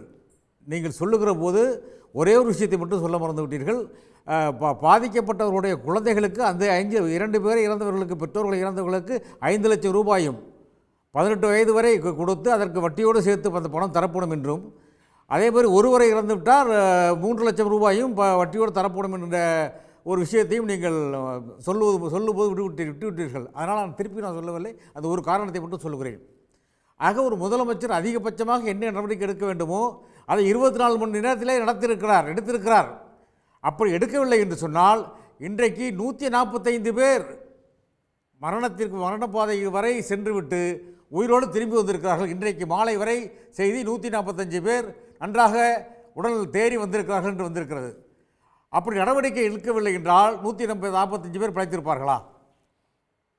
ஆக இதில் குற்றம் செய்தவர் யார் என்று அவர்களை தேடி அவர்கள் மீது நடவடிக்கை எடுக்கப்பட்டு கொண்டு வந்திருக்கிறது. இன்னும் குற்றவாளிகள் யார் என்று சிபிசிஐடி விசாரணை நடந்து கொண்டிருக்கிறது. நான் கேட்கிறேன், இன்றைக்கு முதலமைச்சர் அவர்களை பதவி விலக வேண்டும். மது என்பது மனிதன் தோன்றிய காலத்திலேயே மதுவும் வந்துவிட்டது. ஔவையார் அதிகமான காலத்திலேயே ஔவையாரும் அதிகமானும் ஒன்றாக மது அருந்தியதாக புறநானூறு கூறுகிறது. இன்னும் சொல்ல போனால் அதில் ஔவையார் அதிகமான் இறந்தபோது நடுக்கல் நட்டு மதுவையும் வைத்திருக்கிறார் அதிகமானுக்கு. இதெல்லாம் மணிமேகலையிலே கூறப்பட்டிருக்கு, புறநானூற்றிலே கூறப்பட்டிருக்கிறது. அதாவது காமமது என்று சொல்லப்பட்டிருக்கிறது. போருக்கு போகிற போது மது அருந்திருக்கிறார்கள் வீரர்கள், அந்த காலத்திலே தமிழர்கள் அருந்திருக்கிறார்கள். அது வீரமதுன்னு சொல்லப்பட்டிருக்கிறது. இப்படியெல்லாம் இருந்திருக்கிறது. மது இன்றைக்கு வரல, ஆண்டாண்டு காலமாக இருந்து கொண்டிருக்கிறது. அண்ணாவை பற்றி இவர் சொன்னார். அண்ணா காலத்திலேயே 40 பேர் இருந்திருக்கிறார்கள். ஆக அண்ணா மதுவை விரும்பினாரா? அண்ணா மதுவை வெறுத்தார். இன்றைக்கு இருந்தது போல் அன்றைக்கு எதிர்க்கட்சி தலைவர் இல்லை நீங்கள் சொன்னது வேற. ஆனால் அண்ணா காலத்திலும் மதுவால் இருந்தவர்கள் 40 பேர் இருந்திருக்கிறார்கள் அயனாவரத்திலே. ஆக அப்பொழுது நடவடிக்கை எடுக்கப்பட்டிருக்கிறது. ஆனால் அன்றைக்கு இருந்த எதிர்க்கட்சி தலைவர்கள் காங்கிரஸ் கட்சியை சேர்ந்தவர்கள் சட்டமன்றத்திலிருந்து தன்னுடைய கருத்துக்களை சொன்னார்களே ஒழிய அரசாங்கத்தை எதிர்த்து அண்ணா பதவி விலகு என்று சொல்லி வெளியேறவில்லை, அவர்களும் வெளியேற்றப்படவில்லை. அந்த கலாச்சாரத்தை ஏன் இன்றைக்கு அதிமுக செய்யவில்லை? நான் சட்டமன்ற உறுப்பினராக இருந்தேன். அப்பொழுது இதே அதிமுக உறுப்பினர்கள் நீக்கப்படுகிற போது அடுத்து யார் அதிமுக வரமாட்டார்? கலைஞர் முதலமைச்சராக இருந்தார். ஜெயலலிதா அம்மையார் அவர்கள் எதிர்க்கட்சி தலைவராக இருந்து அந்த கூட்டத்திலே கலந்து கொண்டு 2 மணி நேரம் வந்தவுடன் பேசிவிட்டு வெளிநடப்பு செய்யவில்லை. அத்தனை மந்திரிகள் கேள்விகள் கேட்ட போதும் நின்று ஒவ்வொருவருக்கும் பதிலை சொல்லி 2 மணி நேரம் பேசிவிட்டு சென்றிருக்கிறார். அந்த பண்பு ஏன் இன்றைக்கு அவர் பின்பற்றுகிற எதிர்க்கட்சி அதிமுகவினருக்கு வரவில்லை? ஆக மக்கள் பார்த்து கொண்டிருக்கிறார்கள். ஒரு பொறுப்புள்ள எதிர்க்கட்சியாக இருந்தால் சட்டமன்றத்தில் அமர்ந்து இந்த காரணத்திற்காக எந்த காரணத்துக்கு நடந்தது, இதை இப்படியெல்லாம் நீங்கள் சீர் செய்ய வேண்டும். அன்றைக்கு அண்ணா காலத்திலே காங்கிரஸ் சொன்னதை போல இவர்கள் சொல்லியிருப்பார்களே, ஆனால் ஒரு பொறுப்புள்ள எதிர்க்கட்சிக்காரர்கள் என்று சொல்லலாம். 1 நாள் அல்ல, 2 நாள் அல்ல, 5 நாட்கள் இப்படி தினமும் கலாட்டா செய்வது, முதலமைச்சரை பதவி விலகுவது என்று கோரிக்கை வைத்துக்கொண்டே இருந்து கலாட்டா செய்தால் பிறகு முதலமைச்சரும் நீங்கள் வாருங்கள் உள்ளே வந்து பேசுங்கள் என்று அழைப்பு கொடுத்தும் அவர்கள் அழைப்பு கொடுத்து கெஞ்சி கூத்தாடி அவர்கள் பார்த்து அப்படியும் அவர்கள் வரவில்லை என்று வெளியே போய் செய்தியாளர்களை சந்தித்து இதை அரசியல் லாபம் பார்க்க விரும்புகிறார்கள் என்று சொன்னால், பதவி விலகுகிறோம் என்று பதவி விலக சொல்லுகிறார்கள் என்று சொன்னால் நான் கேட்கிறேன், இப்பொழுதுதான் நாடாளுமன்ற தேர்தல் முடிந்திருக்கிறது. இன்னும் கையில் வைத்த மை கூட காயவில்லை. அதற்குள் ஒரு முதலமைச்சரை நல்ல அரசு என்று சொல்லி தான் பாராட்டி மக்கள் 40க்கு 40 கொடுத்திருக்கிறார்கள். அவரை பதவி விலக சொன்னால் நீங்கள் வந்து வர போகிறீர்களா? தேர்தல் நடந்தால் அப்போ எதிர்கட்சிக்காரர்கள் மீண்டும் வெற்றி பெற்று வரப்போகிறார்களா? இன்னும் மை காயவில்லை ஐயா, அதுக்குள்ளே ஏன் இந்த பிரச்சனையை கிளப்புகிறீர்கள்? இதுதான் எங்களுடைய கேள்வி. ரெண்டாவது நான் கேட்குறேன், யூபியில் 2 வருஷத்துக்கு முன்னாடி 143 பேர் இறந்தாங்க. யூபியில் யார் ஆள்றது? இப்போ பேசுகிறார பிஜேபிக்காரரு பதவி விலகணும் முதலமைச்சர்னு சொன்னார். யோகி ஆதித்யநாத் அவர் ஆட்சியில் இருக்கிறாரு. அப்போ 143 செத்தாங்க, கள்ளச்சாராயம் தான். அப்போ செத்தப்போ மாயாவதி சிபிஐ விசாரணை கேட்டாங்க. அப்போ முதலமைச்சர் பதவி விலகினாரா? சிபிஐ விசாரணை உத்தரவிட்டாரா? என்னுடைய கேள்வி தான். குஜராத்தில் அதே மாதிரி செத்து போயிருக்காங்க. அகமதாபாத்தில் பல பேர். மகாத்மா காந்தி பிறந்த ஊர், அந்த ஊரில் மதுவிலக்கு உண்டு. ஆனால் இப்பொழுது நீங்கள் இங்கே போனீங்கனாலும் உடனே உங்களுக்கு அறைக்கு மது வரும். இதுதான் குஜராத்தில் இருக்கிற ஆட்சி. ஆக அந்த குஜராத்தில் மதுவை ஒழிச்சிட்டிங்களா? குஜராத்தில் கள்ளச்சாராயத்தால் சாகாமல் இருக்கிறாங்களா? இது மாதிரி பாஜக ஆளும் மாநிலங்களில் இருக்கிறவர்கள் எல்லாம் கள்ளச்சாராயத்திலே பலர் இறந்திருக்கிறார்கள். அந்த முதலமைச்சர்களை எல்லாம் பதவி விலக வேண்டும் என்று எங்கள் முதலமைச்சர் கோரினாரா? இதுதான் என்னுடைய கேள்வி. இன்னொன்று கேட்கிறேன், இப்போ ஒரே ஒரு குறுக்கீடு. இப்போ தேர்தல் தோல்வி, உட்கட்சி நெருக்கடிகளை திசை திருப்ப எடப்பாடி நாடகம் ஆடுறாரு அப்படின்னு முதலமைச்சர் குறிப்பிடுறாரு. அவர் ஏற்கனவே தேர்தல் முடிவுகள் வந்ததுக்கு உடனே அது தார்மீக பொறுப்பேற்கிறாரு, துவண்டு போகல அப்படின்னு சொல்றாரு. அப்ப இந்த கொடநாடு விஷயத்தை எல்லாமே குறிப்பிட்டு எடப்பாடிக்கு ஒரு நெருக்கடி கொடுக்கிற மாதிரில இருக்குதெல்லாம். நெருக்கடி நாங்கள் கொடுக்கவில்லை. இதை கொடநாடு விஷயத்தையோ மற்ற விஷயங்களையோ அல்லது அவர் மீது இருந்த வழக்குகளுக்கு அவர் சிபிஐ போய் விசாரணை போட வேண்டும் என்று நீதிமன்றம் உத்தரவிட்டதை போய் தடை வாங்கியதோ இது நாங்கள் சொல்ல செய்யவில்லை. ஏற்கனவே இருக்கிற வழக்குகள் தான் அவைகள் எல்லாம். கொடநாடு வழக்கெல்லாம் அவர் ஆட்சியில் இருந்தபோது நடந்த விஷயங்கள் தான். இது புதிதாக ஏதோ இன்றைக்கு இருக்கிற முதலமைச்சர் அவர்கள் மீது இட்டுக்கட்டி ஒரு பொய்யான கதையை செய்யவில்லை. ஆக இன்னொன்று சொல்ல போனால் கேள்வி நேரம் முடிஞ்ச போது சகோதரர் கலை அவர்கள் சொன்னார்கள், கேள்வி நேரம் இருக்கிற போது இந்த பிரச்சனையை கிளப்பலாமா என்று கேட்கிறார். நான் சட்டசபை உறுப்பினராக இருக்கும்போது பார்த்துருக்கிறேன், திமுக ஆட்சியில் இருக்கும்போதும் பார்த்துருக்கிறேன், அதிமுக ஆட்சியில் இருக்கும்போதும் பார்த்துருக்கிறேன். கேள்வி நேரம் முடிந்த பிறகுதான் 0 ஹவரில் தான் பிரச்சனையை கிளப்புவாங்க. அப்போ தான் அனுமதி உண்டு. அப்போ தான் எல்லாருக்கும் தெரியும். இது ஒருவேளை அன்றைக்கு 2006 எதிர்க்கட்சி தலைவராக அம்மையார் வந்தபோது எடப்பாடி அவர்கள் அன்றைக்கு சட்டமன்ற உறுப்பினராக இல்லை. ஒருவேளை தெரியாமல் இருந்திருக்கலாம். அவர் தெரிந்து கொள்ளட்டும். ஆக கள்ளச்சாராயம் காய்ச்சுவதற்காக கள்ளச்சாராயம் ஏதோ கள்ளச்சாராயம் காய்ச்சுவர்கள் யாராக இருந்தாலும் அவர்கள் பானைகள் மீது துப்பாக்கி குண்டு பாயும். கள்ளச்சாராயம் காய்ச்சுவர்களை காட்டிக் கொடுத்தால் அவர்களை நான் பாராட்டுவேன் என்று சொன்னவர் கலைஞர் முதல்வராக இருந்தபோது. டாஸ்மாகை கொண்டு வந்தது யாரு? நான் கேட்குறேன். அண்ணா இன்றைக்கு எதிர்க்கட்சி தலைவர்கள் சொல்லுவார்களே, யார் கொண்டு வந்தது? தன்னுடைய ஒரு படத்தில் கூட குடிப்பதாக நடிக்காத எம்ஜிஆர் அவர்கள் தான் டாஸ்மாகை கொண்டு வந்தார். அது இல்லை என்று சொல்வார்களா? மாநிலம் முழுவதும் டாஸ்மாக் கடை திறக்கப்பட்டது அதிமுக ஆட்சியில் தான். ஆக இன்றைக்கும் இந்த அதிமுக ஆட்சியில் திறக்கப்பட்ட டாஸ்மாக் தான் இருக்கிறது. ஆக யாரோ ஒருவர் கள்ளச்சாராயம் ஆரம்பிக்கிறார். 8 கோடி மக்கள் இன்றைக்கு இருக்கிறார்கள். 2 லட்சம் போலீஸ் தான் இருப்பாங்க. அவங்களால முடிந்தவரை பார்க்கிறார்கள். சில நேரங்களே அதையும் மீறி சில தவறுகள் இருக்கிறது. உடனே அமைச்சர் வேலுவை பதவி விலகச் சொல், அமைச்சர் முத்துசாமியை பதவி விலகச் சொல், அமைச்சர் முதலமைச்சரை பதவி விலகச் சொல். இவங்க எல்லாம் கண்டுக்குட்டியா கொண்டுக்குட்டியா அவர்கிட்ட இருந்து காசு வாங்கிட்டு தான் பொழப்பு நடத்துறாங்களா? அந்த மாதிரி பாரம்பரியமா? இவங்க எல்லாம் பாரம்பரியம் மிக்கவர்கள். ஆக திட்டமிட்டு நீங்கள் அவர்கள் எல்லாம் பதவி விலகச் சொல்கிறாரே அன்புமணி. நான் கேட்கிறேன், தமிழர்கள் மீது அக்கறை இருக்குமானால் 2009 ஈழத்திலே தமிழர்கள் கொல்லப்பட்டார்களே லட்சக்கணக்கிலே. அப்பொழுது ஒன்றிய அமைச்சராக இருந்தாரே அன்புமணி, அவர் ராஜினாமா பண்ணாரா? நான் கேட்கிறேன். இப்ப சிபிஐ விசாரணை கேட்கிறாங்களே, இவங்களுக்கு என்ன உரிமை இருக்கிறது? சிபிஐ கேட்கலாம். சிபிஐ இதே அம்மையார் சொல்லியிருக்கிறார். நான் சொல்றேன் உங்களுக்கு, இதே அம்மையார் சொல்லியிருக்கிறார், சிபிஐ என்ன வானத்திலிருந்து குதித்தவர்களா? சிபிசிஐடியை விட சிபிஐ என்ன உயர்ந்தவர்களா? தமிழ்நாடு போலீஸ் எதையும் சாதிக்கும் என்று சொன்னவர் அம்மா ஜெயலலிதா அம்மையார் அவர்கள் தான். அதை ஏன் எடப்பாடி அவர்கள் திரு கலை, நீங்க அதிமுக ஆட்சியில் இருக்கிறப்போ சிபிஐ விசாரணை அதெல்லாம் ஏற்றுக்க மாட்டீங்க. ஆனா இப்ப சிபிஐ விசாரணை அப்படின்னு வேணும் அப்படின்னு கேட்கிறீங்க, என்ன பதில்? எங்க அதிமுக ஆட்சியில் இருந்தப்ப திமுக சிபிஐ விசாரணை கேட்டாங்க. எப்போ? தூத்துக்குடி துப்பாக்கி சூடுக்கு சிபிஐ விசாரணை கேட்டாங்க, நீதிமன்றத்துக்கு போனாங்க. அதே மாதிரி அந்த எடப்பாடி அவர்கள் வழக்கில் அந்த டிவிஎஸ்சி தமிழ்நாடு எடுத்த அந்த அறிக்கைக்கு எதிராக அவங்க சிபிஐ விசாரணை வேணும்னு சொல்லி இதே RS பாரதி அவர்கள் கேட்டார். சிபிஐ வேணும் கேட்டார். மாநில டிவிஎஸ்சி நம்ப முடியாது சொன்னார். அதே இவங்க ஆட்சிக்கு வந்த பிறகு, அதே டிவிஎஸ்சி வந்த பிறகு அதை நம்பலாம், இப்போ சிபிஐ விசாரணை வேண்டாம்னு சொன்னார். ஒரே வழக்கில் முதல்ல வேணுன்னாரு RS பாரதி அவர்கள், திரும்ப வேண்டான்னு சொன்னார். இதெல்லாம் இந்த பல விஷயங்கள் சிபிஐ என்கொயரி வேணும்னு எதிர்க்கட்சிகள் கேட்குறதும் ஆளுங்கட்சிகள் அதை மறுக்கிறதும் தான். ஆனால் நீதிமன்றம் சொன்ன உடனே அதிமுக அந்த சிபிஐ விசாரணையை ஏற்றுக்கிட்டாங்க. உடனடியாக 2ஆவது நாள்லேயே சிபிஐ வசம் ஒப்படைக்கப்பட்டது வழக்கு. பல விஷயங்களில் நீங்கள் கொடநாடு இந்த 2023 மரக்காணம் இந்த கள்ளச்சாராய விபத்து இதில் எல்லாம் சிபிசிஐடி போட்டிங்க. அது என்ன ஆச்சு? ஒன்றுமே தெரியல. சிபிசிஐடி கைது செய்தாங்க, என்ன ஆச்சு? அறிக்கை வந்துச்சா? விசாரணை முடிஞ்சு அறிக்கை வந்துச்சா? குற்றப்பத்திரிகை தாக்கல் செய்யப்பட்டிருக்கா? 1 வருஷம் மேலே ஆச்சு. கொடநாடு வழக்கு 2-3 வருஷத்துக்கு மேலே ஆச்சு. என்னாச்சு? நீங்க அதனால தான் அது மட்டும் இல்லைங்க, இதுல கேட்கிற சிபிஐல என்னாச்சு? அங்க என்ன நடக்குது? சிபிஐ நீங்க எப்படி அதிமுக ஆட்சி செய்யும்போது அதனுடைய சிபிசிஐடி மேல எனக்கு நம்பிக்கை இல்லை, அதனுடைய டிவிஎஸ்சி மேல எனக்கு நம்பிக்கை இல்லை. எங்களுக்கு நம்பிக்கை சிபிஐ வேணுங்கிறீங்க, அவங்க அதே ஸ்டாண்ட் எடுக்கிறாங்க. ரெண்டுமே தப்புன்னு நான் ஒத்துக்கிறேன். சிபிஐட்ட கொடுக்கறதுனால பிரச்சனை தீர்ந்து போவதில்லை. அது பல வழக்குகள் பல ஆண்டுகளாக அங்கே நிலுவையில் இருக்குது. அங்கே 58 போஸ்ட் வேக்கண்டாக இருக்குது இப்போ கூட. அதனால தெரியுதுங்க எனக்கு நான் அதை ஆதரிக்கலை. பட் நீங்கள் ஒவ்வொருத்தரும் அப்படி தான் எடுக்கிறீங்க ஸ்டாண்டு. நீங்கள் எதிர்கட்சியாக இருந்தால் ஒரே வழக்கில் நீங்கள் ஒரு தடவை சிபிஐ வேணுங்கிறீங்க, அடுத்து சிபிஐ வேணாங்கிறீங்க. நீங்கள் ஆட்சிக்கு வந்தோன்னே சரி, சிபிஐ இப்போ நீங்க வேணாங்கிறீங்க. இவ்வளோ சுத்தி வர்றப்போ நீங்க என்ன அடிப்படையில வலியுறுத்துறீங்களோ அதற்கான அந்த முக்கியமான விஷயமே வந்து நீர்த்து போயிடுது இல்லையா? ஏங்க இந்த சாவுகள் வந்து முதல்ல 3 சாவுகள் வரும்போது இது கள்ளச்சாராயத்தினால அதுக்கான பதில சொல்லிட்டாங்க. அதுக்கு அடுத்த விஷயத்துக்கு வரேன்.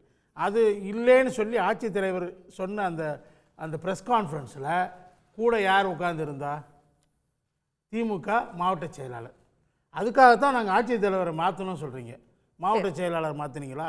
அவர் மீது நடவடிக்கை எடுத்தீங்களா? அதே நேரத்தில் எம்எல்ஏவை நீங்க குறிப்பிடுறதுனால, அமைச்சரை குறிப்பிடுறதுனால திரு கனகராஜ் கேட்ட அதே கேள்வியை நானும் முன்வைக்கணும்னு நினைச்சேன். ஏன் வந்து கள்ளக்குறிச்சி எம்எல்ஏ பற்றி எங்கேயுமே பேச மாட்டேங்கிறார் எடப்பாடி? கள்ளக்குறிச்சி எம்எல்ஏ வந்து அந்த உண்ணாவிரத பந்தல்ல 1/2 மணி நேரம் பேசினார். அது ஒரு நண்பர் தோழர் பார்க்காம இருந்திருக்கலாம். 1/2 மணி நேரம் பேசினார். அவர் 23/3/2023 சட்டமன்றத்தில் அவர் கவன ஈர்ப்பு தீர்மானம் கொண்டு வந்தார். கள்ளக்குறிச்சி பகுதிகளில் இது நடக்குது, நிசிவந்தியம் போன்ற பகுதிகளில் சுற்றி நடக்குது, இதில் நீங்கள் நடவடிக்கை எடுக்கணும்னு சொல்லி அவர் கொண்டு வந்த கவன ஈர்ப்பு தீர்மானம் அனுமதிக்கப்படவில்லை. அதுக்கடுத்து அவர் பல தடவை அந்த ஆட்சியர் கூட்டத்தில் திரும்ப இதை நினைவுபடுத்துறாரு. நடவடிக்கை ஒன்றும் வரமாட்டேங்குது. இல்ல அதெல்லாமே அவர் கடந்து போயிட்டாரு எடப்பாடி. முன்னாடி கூட போய் நேராக போய் மாவட்ட கண்காணிப்பாளர்கிட்ட சொல்கிறாரு, உங்கள் போலீஸ் ஸ்டேஷனுக்கு பேக் சைட்லேயே விற்கிறாங்கங்க, நடவடிக்கை எடுங்கன்னு சொல்கிறாரு. நடவடிக்கை எடுக்கப்படவில்லை. ஒரு வாரத்துக்கு முன்னாடி ஃபோனில் பேசுகிறாரு, நேராக போய் கம்ப்ளைண்ட் பண்ணுறாரு, ஆட்சித்தலைவர் கூட்டங்கள் எல்லாத்தையும் சொல்கிறாரு, எப்பயுமே நடவடிக்கை இல்லை. அதான் அவர் அந்த கூட்டத்தில் பேசினார். அதனால் நீங்கள் வந்து வருமுன் காவாதான் வாழ்க்கை எரிமுன்னர் வைத்தாறு போடு கெடும் சொல்லி வள்ளுவர் சொல்லியிருக்காரு. அதுதான் இப்போ நடந்திருக்கு. நீங்கள் நடவடிக்கை எடுத்திருக்க முடியும், எடுக்கலை. ரொம்ப அப்பட்டமாக நகரத்தின் மைய பகுதியில் நடக்குது, நீங்கள் கண்டுக்கிறாமல் இருக்கிறீங்க. ஏராளமான புகார்கள் வருது, சட்டமன்றத்தில் வருது, கவன ஈர்ப்பு தீர்மானம், எல்லாத்தையும் பார்க்காம கண் மூடிட்டு இருந்துட்டு நாங்கள் தான் இப்போ நடவடிக்கை எடுக்கிறோன்னு சொல்கிறீங்க. எல்லாரும் இறந்த பிறகு 63 பேர் செத்து போயிட்டாங்க. இல்லை, இதே மாதிரி ஒரு பிரச்சனைங்க. மொலாசஸ் அனுப்புனாங்க. அப்போ வந்து எம்ஜிஆர் முதலமைச்சர் இங்கேருந்து 33 லாரியில் கேரளாவுக்கு போகுது. கேரளா முதலமைச்சர் நாயனார். அப்போ வந்து இந்த பிரச்சனையை கிளப்புறப்ப கேரளா அந்த லாரிகளை பிடித்து விட்டார்கள். லாரிகளை பிடித்தவுடன் எம்ஜிஆர் என்ன பண்ணார்? கலைஞர் கேள்வி கேட்கிறார். சிபிஐ விசாரணை கேட்கல, இதற்கு கமிஷன் போடணும் என்று தான் கலைஞர் கேட்டார். உடனே சதாசிவம் கமிஷன் இவங்க போட்டாங்க. அவங்க கேரளாவும் நீதிபதி சதாசிவம்னு அங்கே ஒருத்தர் அவங்க போட்டாங்க. அப்புறம் உடனே எம்பிக்கள் போய் வந்து இந்திரா காந்தி சொல்ல ரே கமிஷன் போட்டாங்க. ஆக இதெல்லாம் நடந்திருக்கு. அதே மாதிரி கமிஷன் இவங்க கேட்பதற்கு முன்னாலேயே கோகுல்தாஸ் கமிஷன் எங்களுடைய முதலமைச்சர் போட்டு விட்டார். இப்போ அதுவும் முடிஞ்சிருச்சு. இவங்க கேட்கவே இல்லை, அதுக்கு முந்தைய கமிஷன் போட்டாச்சு. இப்போ சிபிஐ வேணுங்கிறாங்களே. இப்போ நீட் தேர்வு நெட் தேர்வு தான் நடந்தது, ஒரு தேர்வு நடக்கலைங்க. இப்போ பிரச்சனை முடிஞ்சு போச்சு. ஆக காலையில் எக்ஸாம் எழுத போகிறோன்னு சொல்லிட்டு ஹைதராபாத்து பெங்களூர்னு எல்லா பிள்ளைங்களும் நம்ம பிள்ளைங்கள்லாம் போயிருக்காங்க. நைட்டு 10 மணிக்கு அனௌன்ஸ் பண்ணுறீங்க நீங்கள் நீட் தேர்வு கேன்சல்னு. நான் கேட்கறது என்னன்னா, இந்தியா முழுவதும் எத்தனை லட்சம் பேர் பாதிக்கப்பட்டிருக்காங்க? பிரதமர் ராஜினாமா பண்ணுங்க நாங்கள் கேட்டோமா? சரி, ஓகே ஓகே. பாயிண்ட் சிபிஐல வந்து சிபிஐ கொடுத்த என்னுடைய கருத்து, சிபிஐல இருக்கிற விசாரணை எல்லாம் முடிஞ்சிருச்சா? சிபிஐ எல்லா விசாரணையும் முடிஞ்சிருச்சா? அதேதான் அவரும் குறிப்பிட்டாரு, சிபிஐ மேலயும் நம்பிக்கை இல்லை அப்படின்னு. திரு கனகராஜ், ஒரு ஆக்கப்பூர்வமான விவாதங்களுக்கு தயாராக இருக்கும் அப்படின்னு சொல்லப்போ, ஒரு ஆளும் அரசு சொல்றப்போ அதை ஏத்துக்க ஒரு எதிர்கட்சி முன் வராதப்போ இது எதில் கொண்டு போய் நிறுத்தும் அப்படின்னு நினைக்கிறீங்க? அதே நேரத்தில் எடப்பாடியோட இந்த வியூகம் அப்படிங்கிறது அதிமுகவோட தொடர் தோல்விகள் அந்த சரிவிலிருந்து மீட்டெடுக்கும்னு நினைக்கிறீங்களா? அதாவது அதுக்கு முன்னால கலை சார் சொன்ன ஒரு விஷயத்துக்கு கேட்கணும். கவன ஈர்ப்பு தீர்மானம் கொடுத்ததா சொன்னதை ஒரு பேட்டியில் அதிமுக ஒரு விவாதத்தில் சொன்னபோது அது வேறு பேப்பர், இது இல்லைன்னு சொல்லியிருக்காங்க. நம்பர் 1, அது உண்மையாக என்னென்னு பார்க்கணும். 2வது, பின்னால் நடக்குதுன்னு சொன்னார்ல, நான் அங்கே ரிப்போர்ட் பண்ணேன் இங்கே ரிப்போர்ட் பண்ணேன்னு. இப்போ நீங்களும் நானும் ஒரு கட்சியே கூட இப்படி ஒன்று நடந்ததுன்னா ஒரு ப்ரெஸ் ஸ்டேட்மெண்ட் கொடுப்போம்ல, நான் போனேன் இந்த மாதிரி நடக்குதுன்னு சொன்னேன்னா, அப்படி ஏதாவது நடந்திருக்கா? எனக்கு நான் பார்க்கலையே. பட் இப்போ அவர் அந்த கூட்டத்தில் 1/2 மணி நேரம் பேசினாருன்னு சொன்னார். நான் என்ன சொல்கிறேன், இதே விஷயத்தை சட்டமன்றத்திற்குள் உள்ளால இருந்து 23/3 நான் இந்த மாதிரி கொடுத்துருக்கேன், நீங்கள் பண்ணலை அப்படின்னு கேட்கும்போது அரசை நிர்பந்திக்க முடியல. ஏன்னா வெளியே சொல்கிறதுக்கு நீங்கள் அக்கௌண்டபிள் கிடையாது. ஆனால் சட்டமன்றத்துக்குள்ளே சொன்னீங்கன்னா டக்குன்னு பிடிச்சிட முடியும். ஏதாவது ஒரு ப்ரெஸ் ஸ்டேட்மெண்ட் நான் கூட மறைமுகமா திமுகவுக்கு அதிமுக உதவி தான் அனுமதி செஞ்சிருக்காங்க. மறுக்கப்பட்டதுங்க. இல்லை இருக்கட்டும். ஏன் மறுக்கப்பட்டதுன்னு சொன்னால் நல்லா இருக்கும். இல்லை எனக்கு தெரியாது. நான் என்ன கேட்குறேன்னா, நாங்கள் கொடுத்தோன்னு சொன்னதை அவர் கொடுத்த லெட்ரு வேறு என்று அவங்க சொன்னாங்க. இவர் கலெக்டரை பார்த்துருக்காரு, எஸ்பியை பார்த்துருக்காரு, உங்கள் ஸ்டேஷனுக்கு பின்னாலே நடக்குதுன்னு சொல்லியிருக்காரு. ஒரு ப்ரெஸ் ஸ்டேட்மெண்ட் கொடுக்க முடியாதா? ஒரு போஸ்ட் போட முடியாதா? இவ்வளோ போஸ்ட் போடுறீங்கல்ல, இவ்வளோ சீரியஸாக நடக்குதுன்னு தெரியுதில்ல. அப்போ எனவே இதெல்லாம் பேச்சுக்காக சொல்கிறது நம்பர் 1. அடுத்து நம்ம புரட்சி கவிதாசன் அவர் ஒரு துறவி மாதிரி இருந்துக்கிட்டு இந்தியாவில் அரசியல்வாதிகள் சார் இது அரசு கரெக்டாக கண்டுபிடிக்கலை, கொஞ்சம் பேர் இறந்து போயிட்டாங்க, கரெக்ட், அதை நான் ஒத்துக்கிறேன். ஆனால் குழந்தைகளுக்கு ஆக்சிஜன் கொடுக்க முடியாமல் 63 பேரை கொன்னார் சார் ஒருத்தர். 63 பேரை என்ன பண்ணீங்க நீங்கள்? நான் என்ன கேட்டேன், அவர் உடனே ராஜினாமா பண்ணிட்டு போயிட்டாரா? யோகி ஆதித்யநாத் தானே ராமராஜ்யம் தானே சொல்லிக்கிட்டு இருந்தீங்க. இப்போ நாங்கள் அயோத்தியை அப்படி பண்ண போகிறோம், உங்கள் தலைவர் சொன்னார் 4 லட்சம் கோடியோ என்னவோ வரும் அப்படின்லாம் சொன்னார். ராமர் பாதைன்னு ராமர் பேராலலாம் நான் சொல்லி முடிச்சிடறேன் சார், நீங்கள் பேசுங்க, அடுத்து நீங்கள் தானே பேச போகிறீங்க. ராமர் பேரால் தானே பாதை போட்டிங்க, 14 கிலோமீட்டர் பாதை, குறைந்தபட்சம் 12 இடங்களில் 30 மீட்டர் அகலத்துக்கும் 10 மீட்டர் ஆழத்துக்கும் அந்த ரோடு உடைஞ்சு போயிருக்கு. இதை நீங்களும் நானும் சொல்லலை. அவ்வளவும் நீங்கள் சொல்கிறதெல்லாம் அப்படியே துறவிகள் மாதிரி. எங்கள் 3 ஏர்போர்ட்டு இந்த 3 நாளில் 3 ஏர்போர்ட்டு உடைஞ்சு விழுந்திருக்கு, இறந்து போயிருக்காங்க, சேதம் வந்திருக்கு. இது எல்லாமே 6 மாதத்துக்குள்ளே யார் பிரதமர் துவக்கி வைத்தது. ராமர் பாதைன்னு எதுக்கு பேர் வச்சு அரசியல் பண்ணிவிட்டு அதில் இவ்வளோ பெரிய ஊழல் பண்ணணும்னு கேட்குறேன். ராமர் கோயிலே ஒழுகுது, அதை யார் சொன்னவர்? யார்? தலைமை பூஜாரி சொல்கிறாரு. ஆனால் கான்ட்ராக்ட் கொடுத்தவரும் கான்ட்ராக்ட் எடுத்தவரும் என்ன சொல்கிறாங்க? இல்லை வேலை முடியலை அப்படின்னு. ஒழுகுதுன்னு சொன்ன பிறகு தான் வேலை முடியலைன்னு சொல்கிறீங்க. அதுக்கு முன்னால் வர நீங்கள் என்ன பண்ணிகிட்டு இருந்தீங்க? இல்லை எல்லாம், அதாவது நீங்கள் கம்ப்ளீட் பண்ணாமல் திறக்கிறீங்கன்னு சொன்னபோது எல்லாம் பெர்ஃபெக்டாக பண்ணிட்டேன்னு சொல்கிறீங்க. நீங்கள் துறவி மாதிரிலாம் பேசவே கூடாது சார், நீங்கள் பேசவே கூடாது. பாஜக இந்த மாதிரியான விஷயங்களை பேசுவதற்கு எந்த தார்மீக உரிமையும் மற்றவர்கள். நீங்கள் இந்த ஒன்றுக்கு மட்டும் சொல்லுங்கள், 63 பேர் இறந்ததுக்கு என்ன நடந்தது? அந்த ஹெல்த் மினிஸ்டர் ரிசைன் பண்ணாரா? ஏதாவது பண்ணாரா? இன்றைக்கி ஒரு 8 என்ஜினியரை சஸ்பெண்ட் பண்ணியிருக்காங்க. இன்றைக்கி சஸ்பெண்ட் அந்த மருத்துவர் இப்போ தமிழ்நாட்டில் தான் இருக்காரு. மருத்துவர் தமிழ்நாட்டில் இருக்கார். அந்த யார் குறை சொல்கிறாங்களோ அவங்கள விரட்டி துரத்தி உதைக்க வேண்டியது அதுதான் நீங்கள் பண்ணுவீங்க. இதை பொறுத்தளவில் நான் சொல்கிறது ரொம்ப ஸ்பெசிஃபிக்காக சொல்கிறது, 1 அந்த எம்எல்ஏ, நம்பர் 2 திரு எடப்பாடி பழனிசாமி அவர்கள். எடப்பாடி பழனிசாமி அவர்கள் ஒரு நல்ல வாய்ப்பை தவற விட்டு விட்டார் என்று தான் நான் சொல்லுவேன். அந்த வாய்ப்பு என்பது தமிழ்நாட்டுக்கு இனிமே இது வராமல் இருக்கிறதுக்கு நம்ம 2 பேரும், அதாவது தூத்துக்குடியில் எப்போ கேட்டாங்க சார், போலீஸு ஒன்றுமே நடக்கலைன்னு சொன்னார். நீங்கள் சிபிஐ விசாரணை அப்போ இங்கே யாரும் துப்பாக்கி சூட்டில் எல்லாம் கேட்கல, கோர்ட்டுக்கு தான் சார் போயிருக்கோம், நாங்கள் தான் போயிருக்கோம். அது எதுன்னா சம்பந்தப்பட்டவர்கள் மீது நடவடிக்கை எடுக்கலை அப்படின்னு சொல்லி.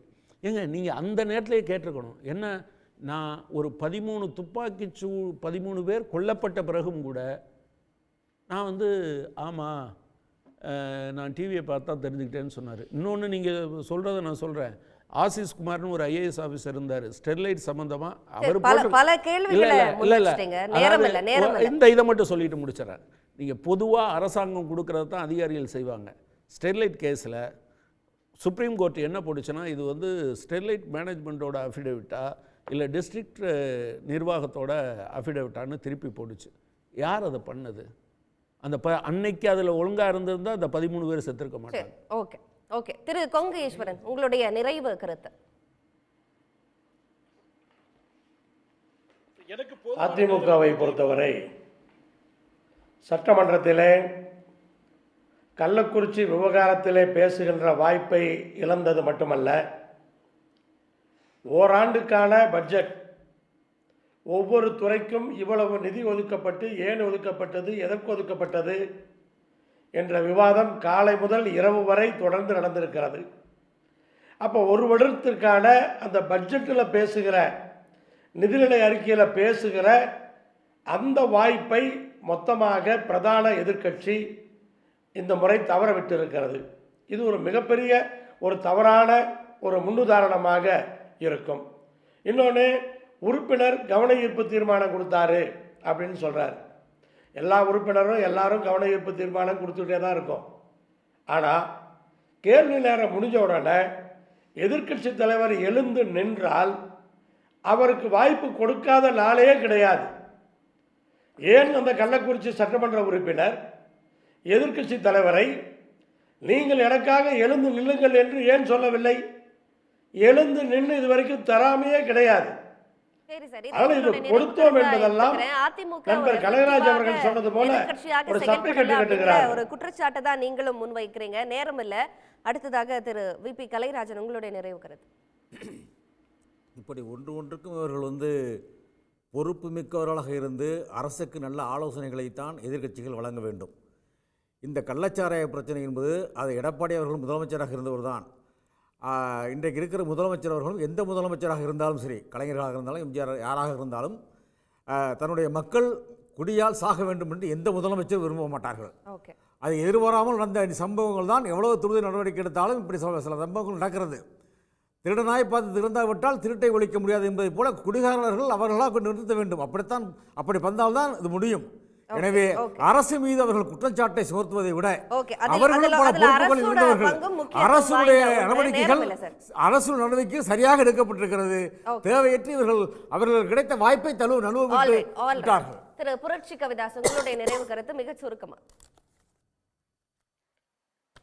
இடிப்பார் இல்லாத ஏமரா மன்னன் கெடுப்பார் இல்லானும் கெடும் அப்படிம்பாங்க. அதனால ஒரு ஜனநாயகத்தில் எதிர்க்கட்சிகளுடைய பங்கு மிக மிக முக்கியமானது. அது அரசியல் காழ்ப்புணர்ச்சிகளுக்கு அப்பாற்பட்டதாக இருக்க வேண்டும். அதனால தான் இன்னைக்கு மெஷினரியை வீக்கா வச்சுக்கிட்டு சட்டங்களை திருத்துகிறேன் அப்படின்னு இன்னைக்கு ஒரு புதிய சட்டம் எங்களுடைய பாணியில் சொல்லணும்னா, எங்களுடைய மரியாதைக்குரிய அண்ணாமலை ஐபிஎஸ் அவர்கள் சொல்லியிருக்காங்க, இந்த நூற்றாண்டின் ஆகச்சிறந்த நகைச்சுவை இந்த மதுவிலக்கு சட்ட திருத்தம் அப்படின்னு. ஏன்னா ஏற்கனவே இருக்கிற சட்டமே நான் கேட்கிறேன், மகாராஷ்டிராவில் ஒரு மதுவிலக்கு திருத்த சட்டம் இருக்கு. அந்த பகுதியில் மதுவிலக்கு எந்த பகுதியில் கள்ளச்சாராயம் காய்ச்சப்படுகிறதோ அந்த பகுதியில் இருக்கிற கிராம நிர்வாக அலுவலர், வருவாய் ஆய்வாளர், அந்த பகுதியில் இருக்கிற போலீஸ் காவல் நிலைய அதிகாரி அத்தனை பேரையும் நடவடிக்கைக்கு உள்ளாக்கி இருந்தா வராது. மகாராஷ்டிரத்தில் அப்படி சட்டம் கொண்டு வந்திருக்கு. ஆனா இங்கே சட்ட திருத்தத்தை கொண்டு வந்து என்ன பிரயோஜனம்? முடவன் கையில தண்டனையை கடுமையாக்கி பிரயோஜனம் இல்ல. தண்டனையை கடுமையாக்கி பிரயோஜனம் இல்ல. உங்களுடைய இறுதி கட்ட கருத்து. நான் ஒண்ணே ஒன்று தான் சொல்றேன். அதாவது அனுமதி மறுக்கப்பட்டதனால் எடப்பாடி அவர்களுக்கு, எதிர்க்கட்சி திமுகவுக்கு, அதிமுகவுக்கு இந்த அரசு மிகப்பெரிய வாய்ப்பை கொடுத்திருக்குது. அனுமதி கொடுத்திருந்தால் அவர்கள் அவையில் பேசியிருப்பார்கள். அதை நீங்கள் ஒளிபரப்பாமல் நிறுத்தியிருக்கலாம். மக்களுக்கு போய் சேராமல் பார்த்துக்கிற வாய்ப்பு, அதிகாரம் உங்கள்கிட்ட இருந்துச்சு. அதை நீங்கள் பயன்படுத்தியிருப்பீங்க. இப்போ அவங்கள வெளிநடப்பு செஞ்சு அனுமதி மறுத்ததுனால அவங்க அதை பெரிய பிரச்சனையாக்கி தமிழ்நாடு முழுக்க எடுத்துகிட்டு போயிட்டாங்க. அந்த பிரச்சனையை உண்ணாவிரதம் நடத்துனாங்க இதுக்கு எதிராக. அது பெரிய விஷயமா, ஒரு சக்சஸ்ஃபுல்